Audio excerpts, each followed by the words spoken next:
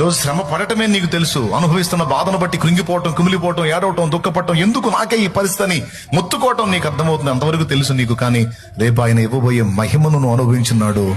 ఆనాడు నీకు అర్థమైంది, అబ్బా ఇది గుర్తించలేదేవా, నేను అనుకోలేదేవా, నన్ను క్షమించాయని దేవుని కాళ్ళు పట్టుకుంటాను. ఇంత పెద్ద ప్రణాళిక నా ఎడల కలిగి ఉన్నావని అస్సలు అనుకోలేదేవా. నేను ఏ పాటి వాడిని, ఏ పాటి దాన్ని, కానీ తులువకింత విలువను నువ్వు సిద్ధపరిచావని నాకు తెలియదయ్యా అని ఆనాడు నీకు అర్థమైన నాడు, నువ్వు అది చూసిన నాడు, అప్పుడు ఇక దేవుని మీద సనగటం, కొనగటం, ప్రశ్నించటం, దుఃఖపడటం, ఎవడో చెబితే ఏదో ఫీల్ అవ్వటం ఉండదు. ఆయన 2 పాదాలు పట్టుకుని ఏడుస్తావు, కృతజ్ఞతాస్తుతులు చెల్లిస్తావు. ఎందుకంటే ఫైనల్ గా చెప్తున్నా, ఆయన మీ నాయన, నిన్నెంతో ప్రేమించే నాన్న.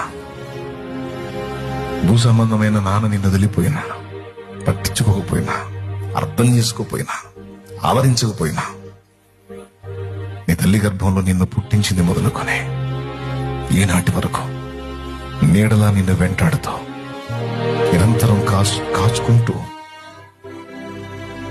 నీ మహిమను కోరి, నీ మంచిని కోరి, నీ క్షేమాన్ని కోరి, నీ భవిష్యత్తును దృష్టిలో పెట్టుకొని, మనసు గాయమవుతున్న తప్పనిసరి పరిస్థితుల్లో బిడ్డ తప్పదు, కొంచెం నలుగుడు అనుభవించాలి నువ్వు. ఎందుకంటే దీని ఫలితంగా నువ్వు గొప్ప అనుభవాన్ని పొంది ఉన్నత స్థితిలో ఉండబోతున్నావు.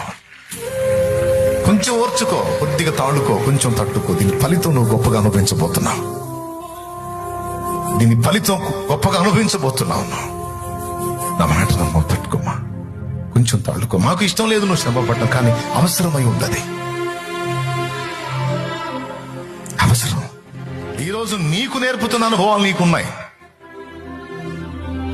నీకు ఇస్తున్న ట్రైనింగ్ నీకుంది.